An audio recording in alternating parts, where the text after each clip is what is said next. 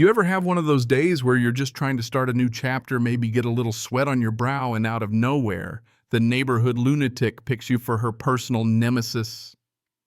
Yeah, that was me. David Garrison, electrical contractor, finally standing in my own driveway, hauling bricks into the backyard of my new fixer-upper in Riverside Heights, thinking, this is it, man, fresh start. Then out comes Patricia Hawthorne, designer sunglasses, tennis skirt, Range Rover parked crooked like she was late for the Queen's tea, and I swear she stormed up my drive so fast I thought the HOA had called in a SWAT team. Now, mind you, there was no HOA in this neighborhood, just Patricia, self-appointed queen of Maple Grove Avenue, hell-bent on creating drama where there didn't need to be any. She grabs my brother's wheelbarrow while it's loaded with 40 pounds of bricks, mind you, and starts yelling that it's property of the neighborhood association. I actually let out a laugh thinking, is this a prank? Is someone filming this? But no, she was dead serious, talking about bylaws and communal equipment, all while I'm staring at her holding my brother Jake's wheelbarrow, just trying to finish my patio before the rental truck company charges me extra. I tried to play it cool, new neighborhood, new start. I tell her, hey, I'm sorry, I've got to get these bricks moved. I have a truck to return by 5. But she just waves me off, tells me her roses are more important than my little moving project.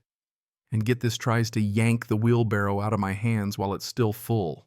She almost tips at bricks nearly everywhere, and now I'm gripping the handle so hard my knuckles are turning white. She starts talking about how all tools are community property, like she's living in a commune instead of a cul-de-sac. I say, ma'am, this isn't even mine to lend, it's my brother's, he lives across town. She just glares at me, then actually accuses me right to my face of sabotaging her award-winning rose garden. Next thing I know, she's whipping out her phone and filming me narrating like she's some kind of investigative journalist. This is the new guy refusing to share resources, creating a hostile environment. I'm just standing there wishing for a cold beer and some peace. But nope. She blocks me every time I try to go around her, plants herself in front of the wheelbarrow like she's the last line of defense, and starts yelling that I'm committing theft of community property. I'm thinking, lady, the only thing I'm guilty of is moving too slow on a Saturday morning. I ask her as polite as I can, please move so I can finish unloading. She doubles down, crosses her arms, goes full barricade, and then just when I think it can't get weirder, she starts screaming for help. She dials 911. There's a strange man threatening me with construction equipment, she shrieks.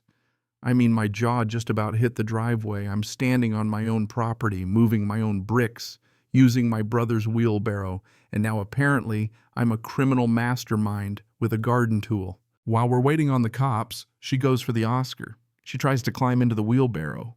No joke, maybe, to prove it's hers, I don't know, but she slips. Bricks go flying. My truck gets scratched, my porch light gets smashed, and she starts wailing that I pushed her. I'm a solid 5 feet away, hands up, like, don't shoot, I just work here. That ruckus brings out the neighbors. Jim from next door, who's lived here forever, comes out with his phone. Mrs. Chan across the street, who's seen every HOA-style meltdown on this block, shakes her head and mutters, every time someone new moves in, Patricia pulls this nonsense. Cops roll up, lights on, and Patricia's sprinting over fake tears, pointing at me, moaning about how I destroyed her property and assaulted her with a wheelbarrow. She's got her video, but all it shows is her sitting on the ground surrounded by bricks. Officer Martinez guy looks like he's seen every flavor of crazy, asks, ma'am, what exactly did he destroy? She can't answer. I pull out my lease, my driver's license with the new address text from Jake about the wheelbarrow. Jim's got the whole mess on security camera, Patricia grabbing the handles, tipping it over herself. Mrs. Chan and 2 more neighbors back up my story. Patricia's still jabbering about bylaws and verbal agreements, but when Officer Rodriguez asks her to show the paperwork, she says, oh, everyone just knows. The cops give each other that look like. Here we go again. Officer Martinez presses. Do you have any proof this wheelbarrow belongs to the neighborhood? She launches into some speech about community values and how people like me are ruining the character of Maple Grove Avenue. Meanwhile, I can see more neighbors pulling out lawn chairs like it's a free show. Pretty soon, Patricia's realizing the story isn't going her way. The officers start using words like false police report, harassment, and trespassing. She goes white as a sheet. 20 minutes later, there's half the neighborhood watching from across the street. Patricia's still whining to the officers, now claiming she has a bad back from when I pushed her. They aren't buying it. Officer Martinez actually apologizes to me for the headache, tells me Patricia's been warned about fake 911 calls before, and this time she's facing real consequences. He suggests I file a complaint for the damage to my truck too, which gets Patricia shrieking about discrimination and conspiracies. Now it's Jim's turn in the crosshairs. She accuses him of doctoring the security footage. Then she claims Mrs. Chan has a vendetta because of some 3-year-old dispute about a fence. The officers are done playing games. Patricia gets slapped with citations for misuse of emergency services, making a false report, trespassing. Total fines, $3,500. When she hears it, she collapses right there in my driveway, sobbing about how she just spent $8,000 on her roses. I almost felt bad for her. Almost. Except it wasn't over. 3 days later, my insurance guy calls truck repairs from the Brick Carnage are $1,200, and they're going after Patricia for it. Jake, my brother, decides to file a civil suit for the bent wheelbarrow axle. The following week, I hear from Jim that Patricia's been banned from the next 3 neighborhood events. Turns out the whole fiasco ended up on the neighborhood Facebook group with the security video front and center. Suddenly, everyone's got a Patricia story time. She borrowed lawn mowers, hoses, even someone's patio umbrella, always for community use. But the real twist word gets out to Patricia's boss. She works as an office manager for a local real estate firm, and someone sends them the video of her meltdown.